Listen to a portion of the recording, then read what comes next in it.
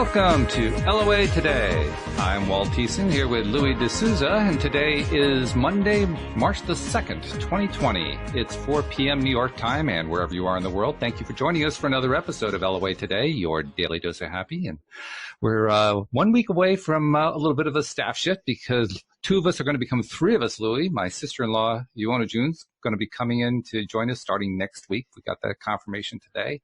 She's How can we go from my sister-in-law to your sister-in-law? Well, I don't know. Is it illegal? I'm not sure. Sounds incestuous. Actually, what would be really interesting if we got both sisters-in-law on at the same time. That would be fun. Yeah. You know, just turn the conversation over to them because the two of them, I mean, they go nuts. That's all.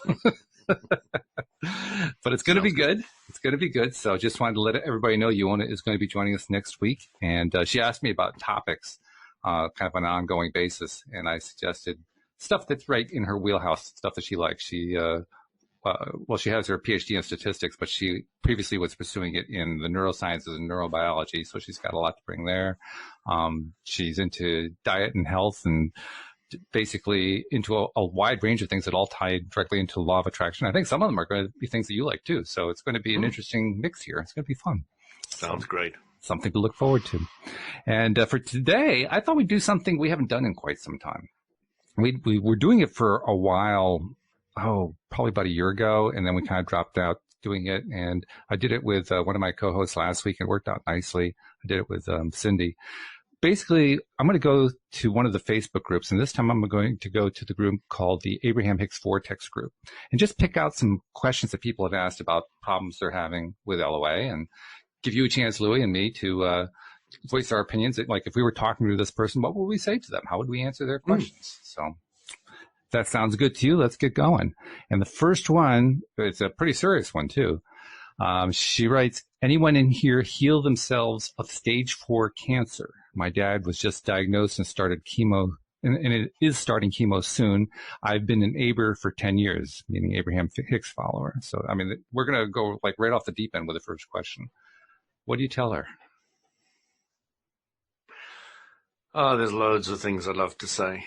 None of them are overly pretty. We're going right into controversy. All right. Well, you know, it to me is beautiful, but to a lot of people, death is not so beautiful. And we need to come to terms that we all die. We need to come to terms with the beauty of death, the perfection of it, the design of it. You know, none of us came to this planet without knowing we're going to die. I mean, you know, physically. Mm-hmm. And also from the other point of view is the immortality of soul. So when it comes to somebody else, you don't have too much control over their point of attraction. You can be an influencer, and to the degree they want you to influence them. Right. So you love to have your parent remain around on this planet for a bit longer. I've recently had my father pass away. You too? It was your father, was it? Yeah. My mom passed recently. My dad passed about 12 years, 12 years ago. Wow, 12 years ago. Oh my goodness. So, you know, you've had your mom, I've had my dad recently. The thing is to have quality of time and not worry so much about when the end's going to be. You really want to, you know, you want to spend quality time, and you need to know what quality time is for you and for them, and try and merge the two to see where you can come up and deal with it, because that quality time could help them heal. That quality time could help them go peacefully, you know. So, you know, to me, it's a lot about appreciating the cycle, appreciating death, appreciating the birth and death cycle that we all go through, and really loving it. So, you know, somebody said, well, yeah, that's easy for you to say. What happens if your daughter's killed tomorrow? And I said, well, you know, I just have to deal with it. You know, I don't really have a choice.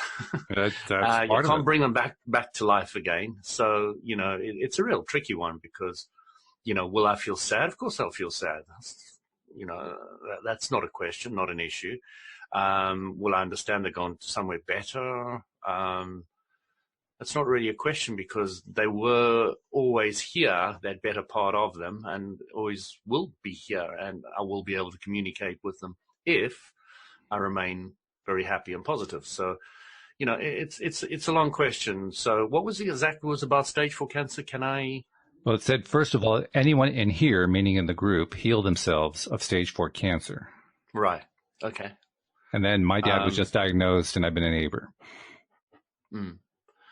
So, yeah, a lot would have to do with, you're a neighbor.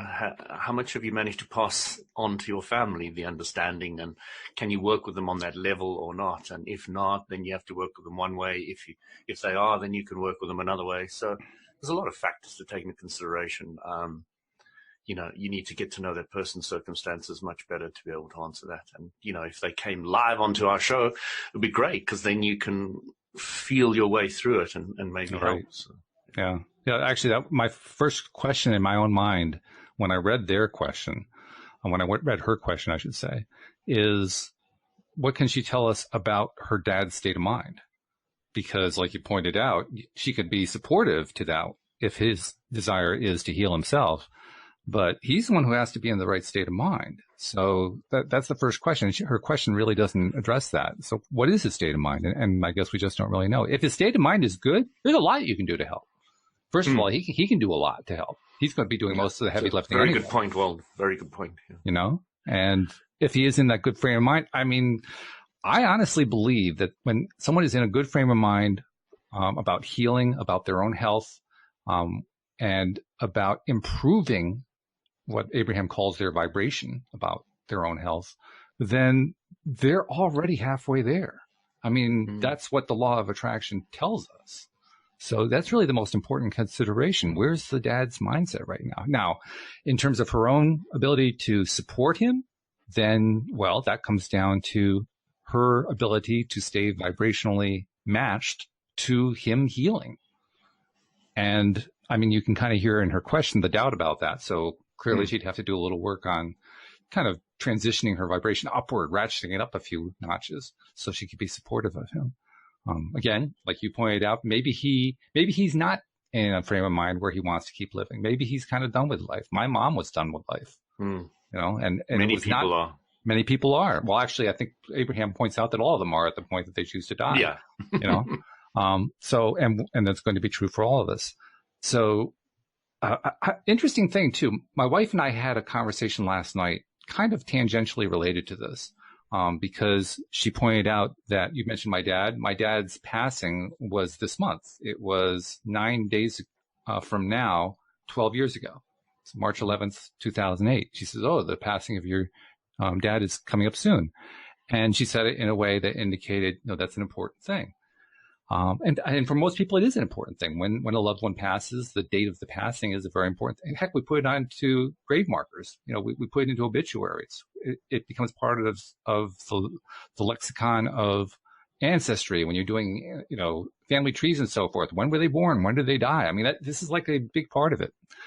And yet my answer to her was, I know this is going to sound strange, but especially after hearing the teachings of Abraham and doing the show and so forth, I don't really pay much attention to the death. The death date doesn't make that much of a big deal to me. I can tell you what date my mom died. I can tell you what date my dad died, but I can also tell you what, the date is going to be on Friday, and it has about as much emotional connection for me, which is not something that most people experience, so there's that side of it too. I think a lot of the point behind this question is she's feeling angst. She's feeling a lot of really difficult emotions. And that's really what's at the root of the question. So dividing the question up into pieces so that it can be handled, I think, is helpful. First of all, what's her dad's state of mind? That alone will help, I think, shift her, because she already knows this stuff. She's an Abraham Hicks follower. She's been following for 10 years. She knows. Okay. So that part's not going to be too difficult. Once she knows what her dad's mindset is, I think it's going to answer a lot of questions for her. I take. Yeah. So. And she probably already knows that. But if she wants to acknowledge the truth of it, that's another story. Mm. Yeah. Well, Because one of the questions I tend to want to ask people who are leaving, I tend to them, do you want to go or do you want to stay? mm. And the interesting thing is they often don't answer truthfully. So you start getting to the point of really feeling what somebody's meaning, not what they're saying. Mm. And that is an important thing for my wife, who's, palliative care, where she helps people end of life. So, she knows, she'll phone up the family and said, your mom's going to probably pass away tonight. I advise you to come round. Right. Interesting you should say that too, because as we were talking about this, I was thinking about a former co-host who used to do the Monday show with me named Patty Framo, who is a palliative care specialist. So here we are. Oh, right. There's a whole cycle going on right here. Yeah. And she would say very much the same thing. Mm. Yeah. Your monitor's bouncing a lot. I don't know. Oh, well, it's probably me. I'm not sure. We're going to just like these movies all got these moving cameras. It's also cool these days. They bounce all over the place. See, I think I'm used to it just because you've got that chroma cam background and it's kind of bouncing stuff off of your outline. Yeah. It's like so you're following the rhythm. I'm watching the motion. Yes. So yeah, it's a very individual thing. This whole death and parent dying and all that kind of stuff. It's very, very individual. Mm. And I just advise any individual who is helping people deal with it is, keep your own alignment. Yes. Because your own alignment will be more valuable to everybody, and, brothers, sisters, uncles, aunts, friends, nurses, etc., than anything else. Regardless of the outcome. Interestingly enough. Regardless of the outcome, yes. Yep, it's true. Your own alignment. Because that's something you've got control of, to a degree. Well, that's an interesting point, because when we're under stress, when we're facing something that seems impossible to us, that's when our ability to stay in alignment, it gets really challenged. But it's an accumulative thing, so it's not something that suddenly it's all like that. It's built up and built up and built up. And each time you've made a mental decision, and then that's true. The vibration is there, and then you're rolling down the hill, and then it's difficult to stop. So, yeah, you've got to appreciate that you put yourself into that downward motion. Isn't it interesting tearing down the hill. How all this stuff is about building up a belief. Yeah. It's just a thought you think often. Yes. Yeah. And when stuff starts to really pile up in the way that you feel like you're pushing a rock uphill, that's where the rubber meets the road. That's where you really find out, okay, how much am I committed to this stuff? How much am I committed to this knowledge that Abraham Hicks has given to me? Because that's where it's tough to do. Yeah. Walter had a funny situation one day. I was teaching somebody, this young girl, 14-year-old girl, and I was saying to her, you know what a belief is? It's just a thought you think often. She says, rubbish. I said, what do you mean? She said, well, I think you're a nice person, but I haven't thought about that often.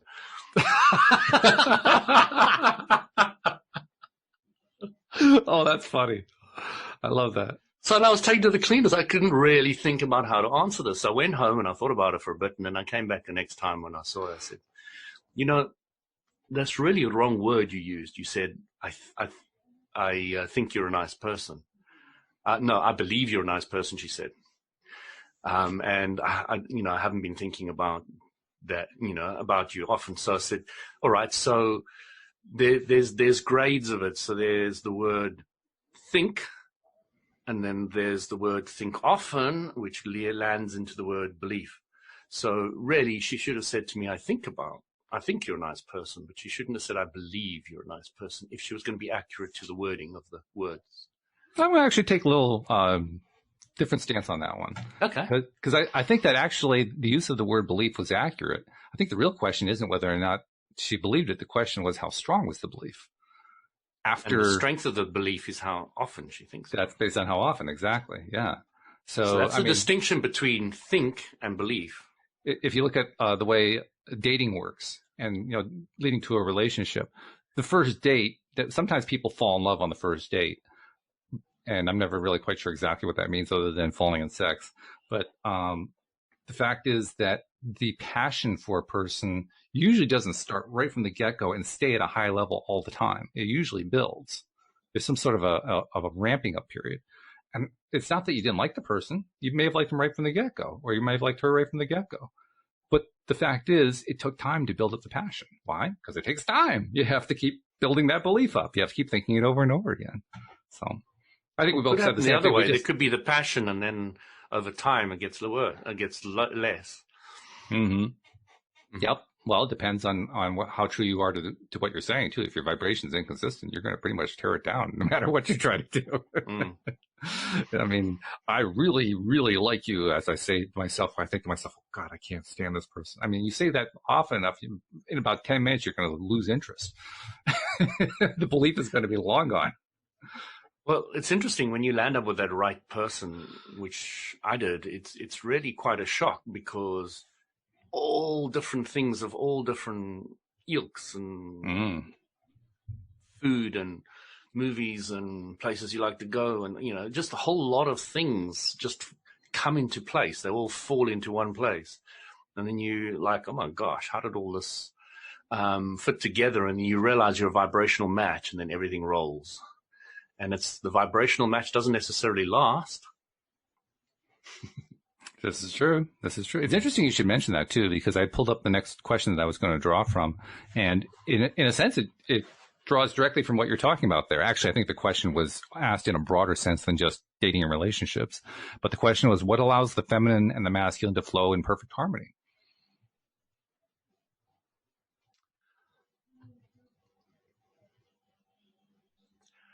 First of all, people need to really grasp the concept that there will never be perfect harmony on this planet. It's not the design. Nice. Very nice. High five. But, it's easy to say, but it's not something people, people often think there's going to be peace on earth and things like that. There could be peace within yourself for periods of time, but you will not expand unless you have experiences of what you don't want. It's just not going to happen. So,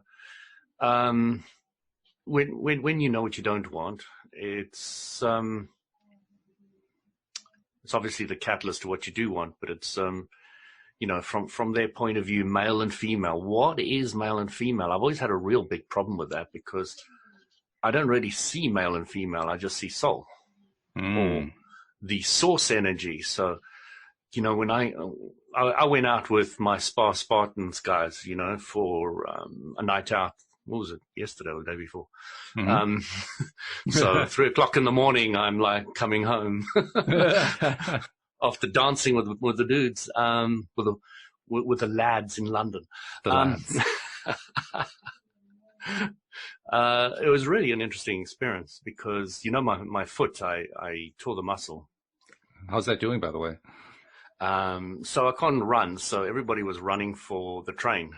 Oh dear. I was walking to the train, and I just visualize it's going to be okay. I'm going to get there. So as I get there, I'm just walking very casually to the doors, and they're all standing there looking at me. And I said, guys, open my hands like this. I said, guys, it's just going to, it's going to be fine. It's going to be fine. And they just look at me, and I get in, and they all say to me, law of attraction, law of attraction. You used law of attraction. Well, they got it right. That's true. They did. Because I did visualize it. So where was I going with this? I was talking, there was a reason I got around to all this. Well, we're talking about masculine and feminine, and you were talking about how that really didn't mean anything. Yeah, so you're going there, and there's all these girls trying to pick up these guys, all these guys trying to pick up these girls, and all the games that are played in a club, Mm-hmm. And I was very detached from all of this and really appreciated enjoying it. I mean, I had a lot of fun. I mean, believe me, I had a great time. But, I had 0 alcohol in me, practically. I had 1 beer early on. And I was just dancing away and, moving, even though I was holding on to a rail, etc. But the one-footed dance.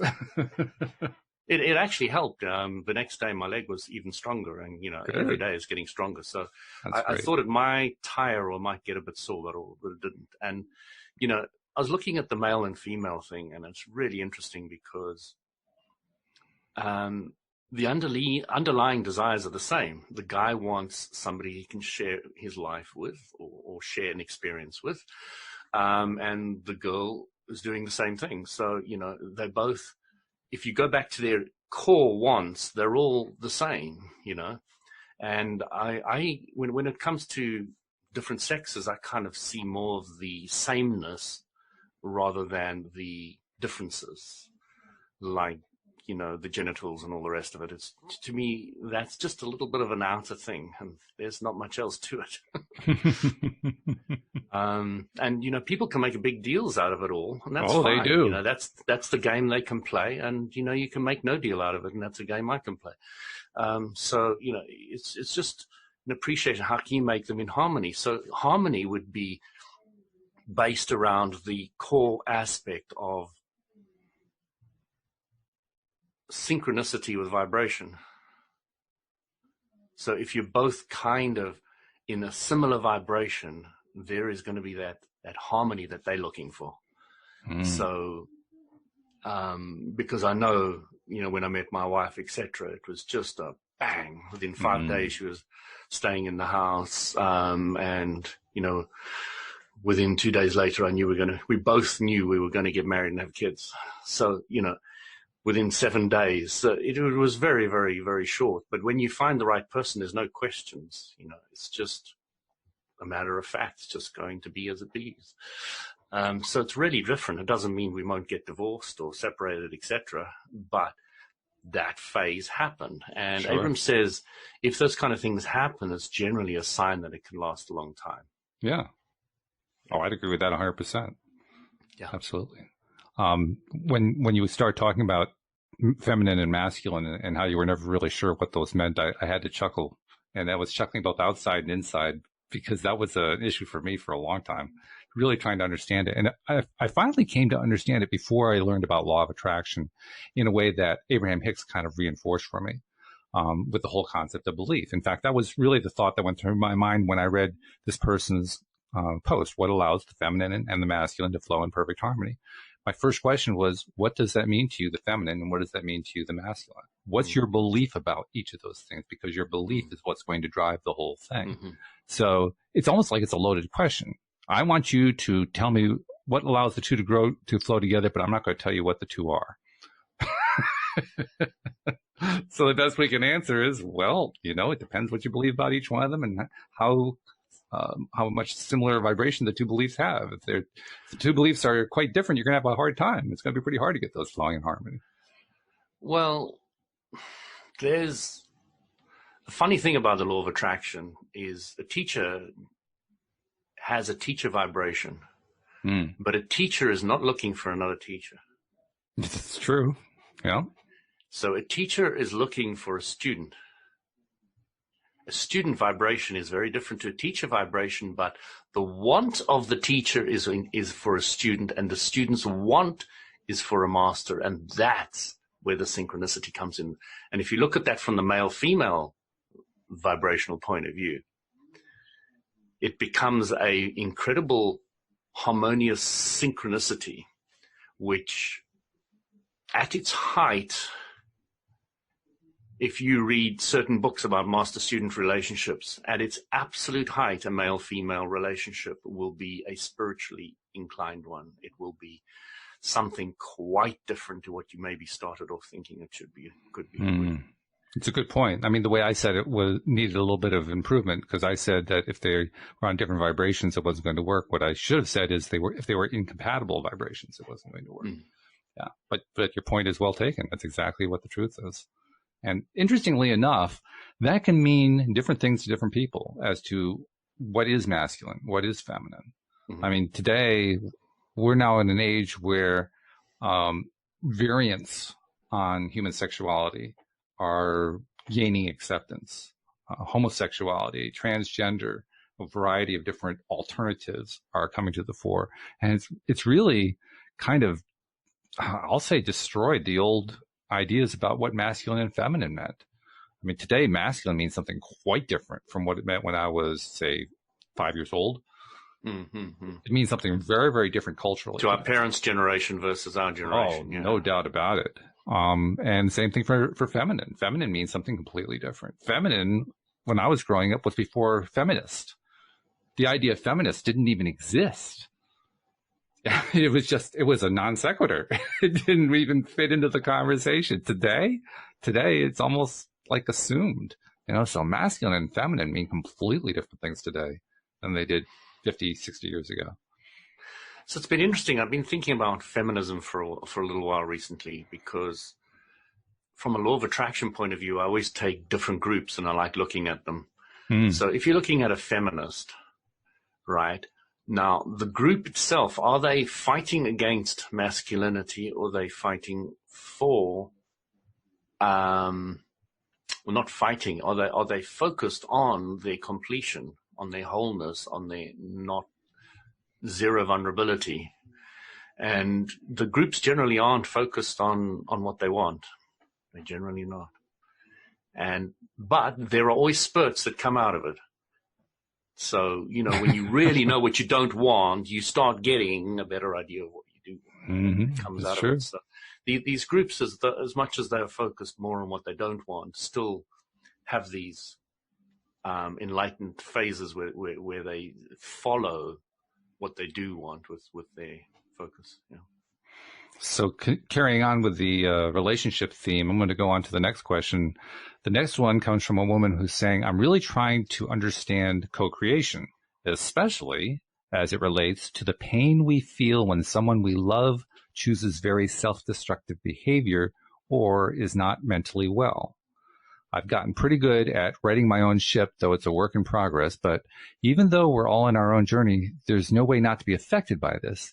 I am literally processing trauma, and I don't know how to integrate LOA teachings.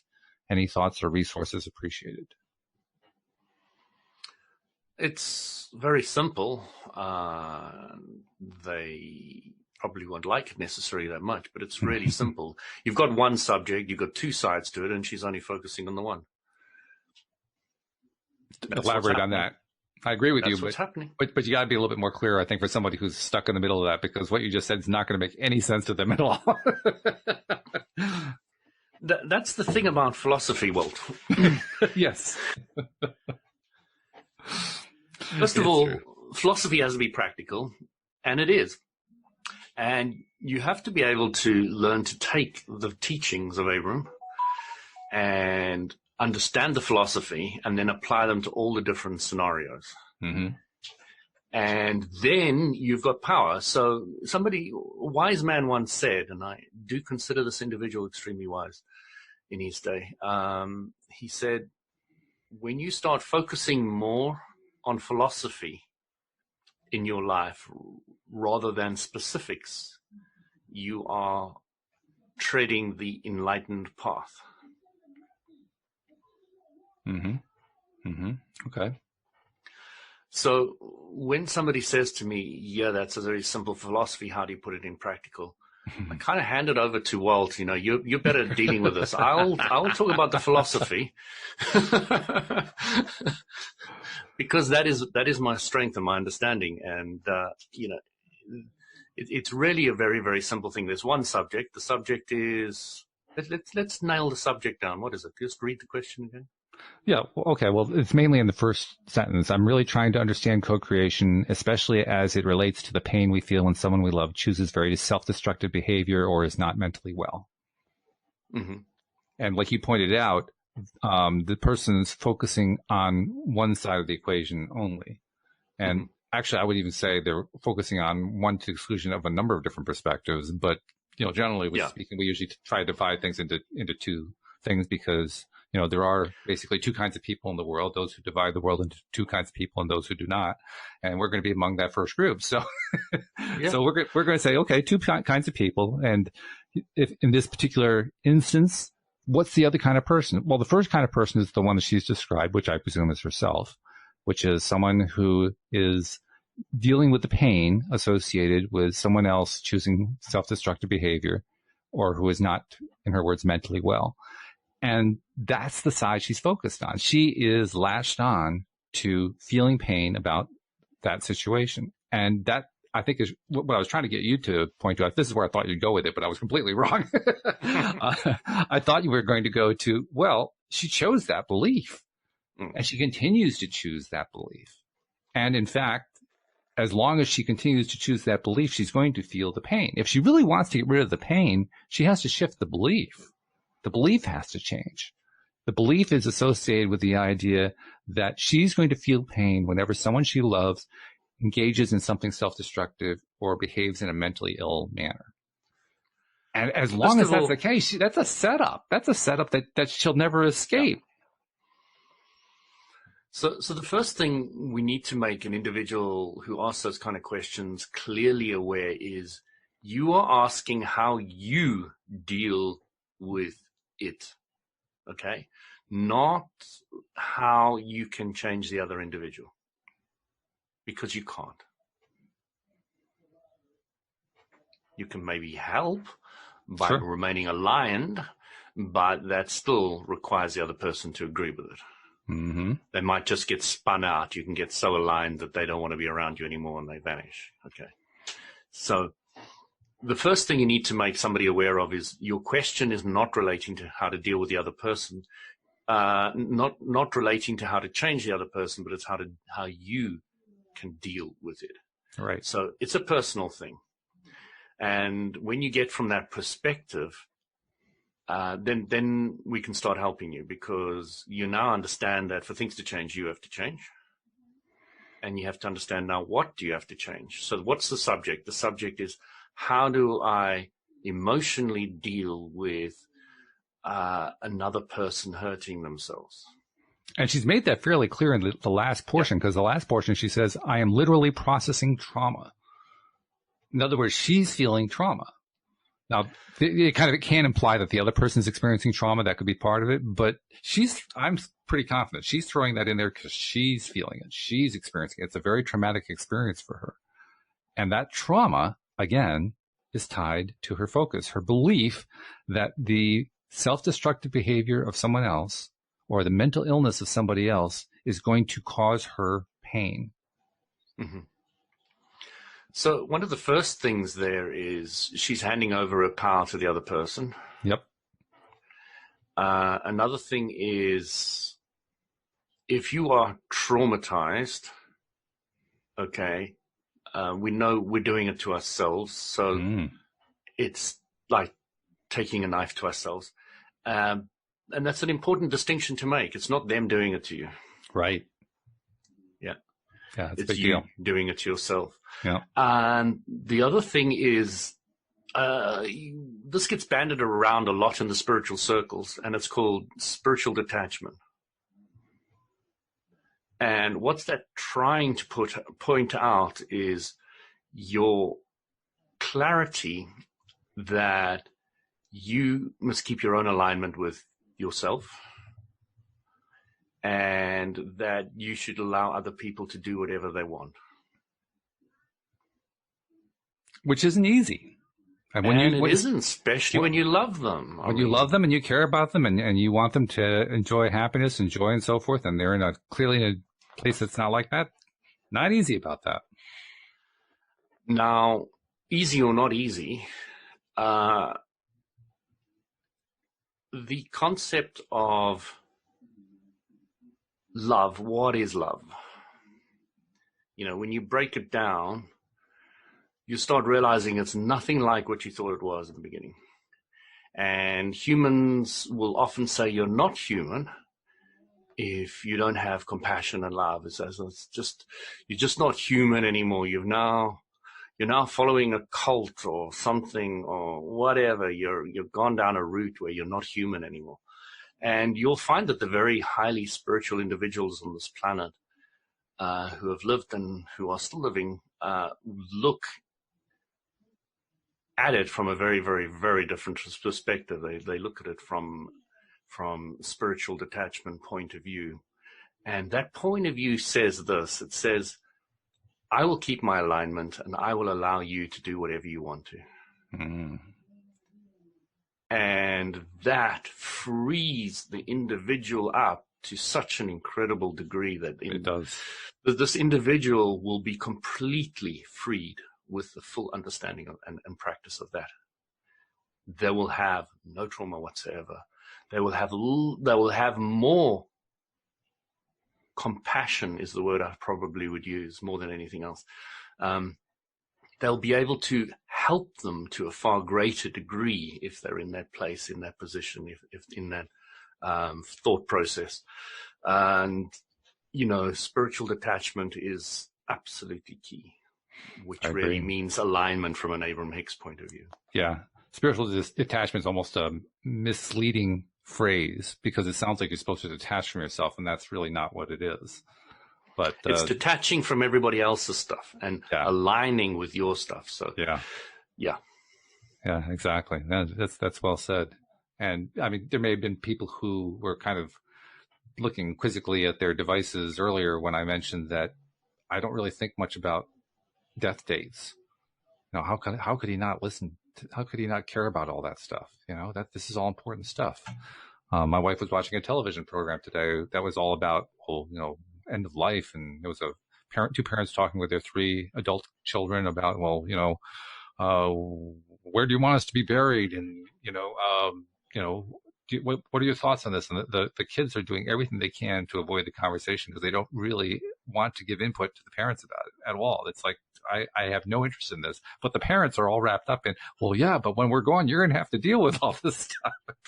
And I'm sitting there kind of like the kids saying, okay, yeah, you're making a big deal here, but why should I make a big deal out of this? It's kind of like reminding me of what Abraham says about death. Abraham says they basically want to be as disrespectful as possible about death. Yeah. Because they want to take the sting out of it. They want to end this idea that death is a horrible thing that leads to the permanent destruction of the essence of who you are, which is about as far away from the truth as it could be. See, the interesting thing, Walt, is you keep on talking about how you're not interested in dates, yet you know all the dates. The interesting thing is I don't know what date my mom died. The only reason I know what date my dad died is because he died not so long ago on my birthday. So I can't forget it. Well, same thing with my grandmother. My grandmother died on my birthday, so I get that. And I don't know when the Second World War was. I don't know when the First World War was. I don't know when half my kids' dates of year of birth is. I know what date.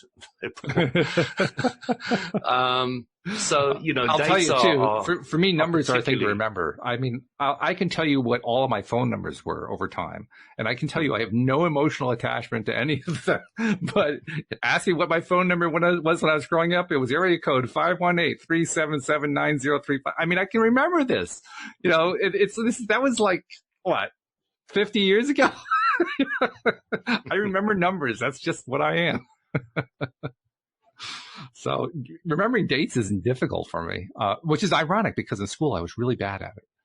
I think because I just didn't want, what they were shoving down my throat. But if it's anything that I have any kind of non-angered attachment to, where I'm either neutral to it or I love it or somewhere in between, remembering it's easy for me. Remembering a number is really, really easy. And always has been. Block out memories that have caused pain. Yeah, I think a lot of people do that. And I find that is very healthy. Can be. I think the real question is, does blocking it out allow you to move on, or does blocking it out give you an excuse to hang on to it and get attached to it in an unhealthy way? Well, the reason you went through it was to focus on what you do want. And yes, if you have continued to focus on what you don't want, it's unhealthy. If you have followed the rocket of desire, then it is healthy. So yes, that's how it breaks down. Yeah. Yep. Okay. So now we get an easy question. This one comes with a graphic. This one comes with a graphic of a. I'm sure I can make it difficult, Will. Well, we'll work on it. Give it a shot. This one has a graphic of a dog rolling around on his back. Have you ever seen a dog doing that? I mean, they do it so joyfully and so forth. And it's like human stretching a little bit. Yeah. Exactly. Yeah. And so it's going to be interesting in the context of what the person posted. It was just a very simple question. What does allowing mean to you?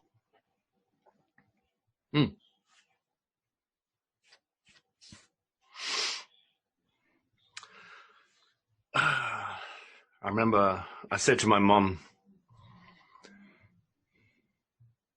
may the blessings be. She said, why do you keep on saying that?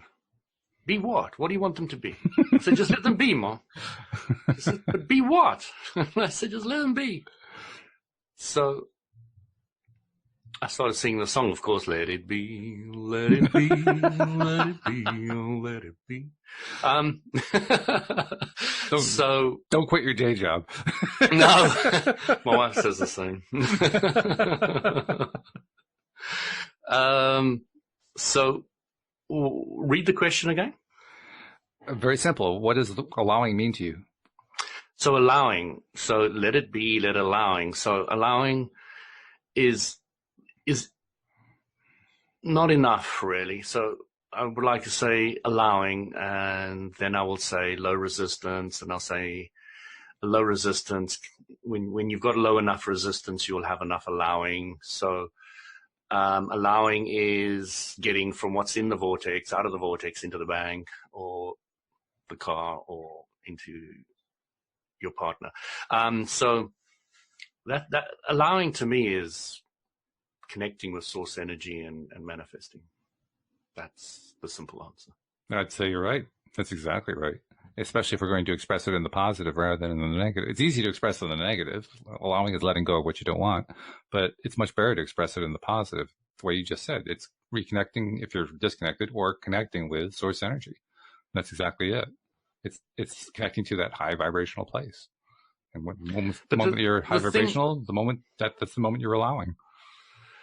The thing I learned from Abraham Hicks' world was very interesting, because I never understood that vortex, that higher place, is actually personally created by me with a vault of everything I want, or a bank. I didn't, I always looked at it as the God energy or the source energy, something way beyond me. But now I'm looking at that space in a sense of something I created, but that is in alignment with everything I want, and it's in harmony, and it's in alignment with source, and therefore I can access it, and therefore I can manifest it. If you can believe it or think about it, you can manifest it. That's true. Yeah. Very good. Okay. Well, now we got a question that's good. I've never seen this question before in an LOA group. Never. This is a different one. Yeah. Hey, everyone. I have always wondered why Abraham doesn't laugh. They just smile, but they never laugh. I've never come across a question in their workshop where a person asks this, and I don't know if there's anyone, if these anywhere they explain why. I think you know what that means. Well, I can answer the question. And then the person concludes, maybe it's not good for Esther. I don't know. So what's the answer? So Jerry once said to Abram, I'm going to get you to laugh one day. And they have been asked many, many times why they don't laugh, and the answer is very simple. And it's an interesting one. It has many ramifications. The answer is, the reason anybody laughs is they're surprised. It's not what they expect. That's a very good point. And there's nothing that they there's nothing they haven't heard before, don't know. Yeah. So there is no surprise. Right. That gives me something to kind of follow up on in terms of the question I've asked myself many times. Why do people keep coming back here for the physical experience, knowing they're going to deal with all kinds of difficulties and so forth? And the answer in part is, if you don't come back here, you always know the answer. You know all of it. There's nothing left to know. Whereas when you come back to the physical world and you lose some connection with all of that knowledge, now it's almost like you're relearning it again. It's like you're going through the process of just what you went through the first time you were learning it all. That's a great aha, Walt. That is, there's still clarity on that I want, but that is the reason we come to the physical universe, is to play with the contrast for expansion. But now you're starting to see it from another point of view, and it's perfect. It's brilliant. Yeah. And to me, it's a lot easier than we come here for the purpose of experiencing contrast in order to pursue our own expansion. I think it's just much easier Not to our say, own expansion, sources expansion. well, sources expansion. But, Yeah. I mean, to me, it's a lot easier to say, I came here just so that I could go through that process of growth of what I went through in order to learn it all and experience it all over again. That actually says it a lot better for me. Because, yeah, well, sure. Because the journey is fun when you look at it that way. The journey isn't so much fun when you're dealing with that stage 4 cancer with your parent and you're not sure how to handle it and you're feeling all kinds of feelings you don't really want to feel because of a belief system you built up. That part's not so easy, perhaps. But when you understand that you came here in order to experience that so you could relearn this stuff because it was fun to learn once you got through and learned at the end, well, yeah, because learning and actually making progress feels good. That part, no matter what you've been going through, which is why you get people like, our friend Joel, who talked about how he was a gambling addict and homeless and thrown out of his family and in jail. And that was the best thing that ever happened to him because from that point on, his life became wonderful. So there's an example of it. Somebody who really, really put themselves into a bad, bad place so they could grow right back out of it again. And it's interesting. I always know that when I'm sicker, when I'm really sick, it's far easier for me to use the bits of knowledge that I've gained along the way to get myself well much faster. Yeah. So when you really hit the one side, it's really easier to swing over to the other side. No doubt. When you're in the middle, it's very difficult to see what's what. The clarity is not as clear. And when the contrast is bigger, it's much easier to see. I will add one thing to the observation that you shared about Abraham's reason, which I thought was a good one, that nothing ever surprises them. But Abraham may not laugh, but they love having us laugh. Yes. Because I don't think they love it. I don't think they mind. If we didn't laugh at their jokes, I don't think it would have any effect on them whatsoever.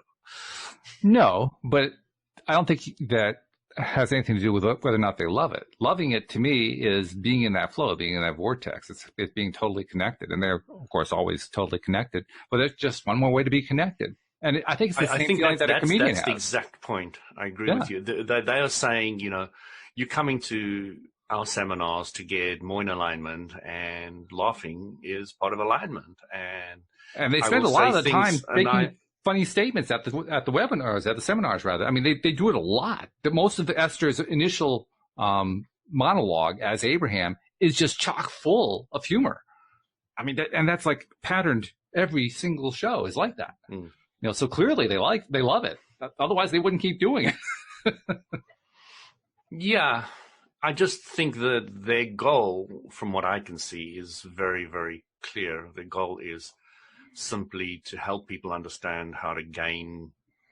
They said to them, guys, everybody sells. You know what we're selling? We're selling alignment. Very well said. It is. It's brilliant. It is brilliant. And, I consider myself somebody who sells alignment too.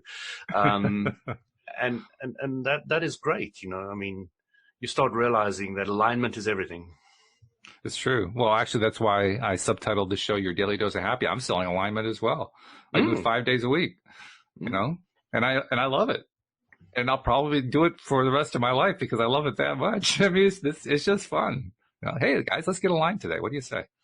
Kind of reminds me of when I was a kid, teenager, and friends were trying to lead me astray into the world of alcohol and drugs and so forth. Come on, let's go have a beer. Let's go have a joint. Let's go have this, that, or the other thing.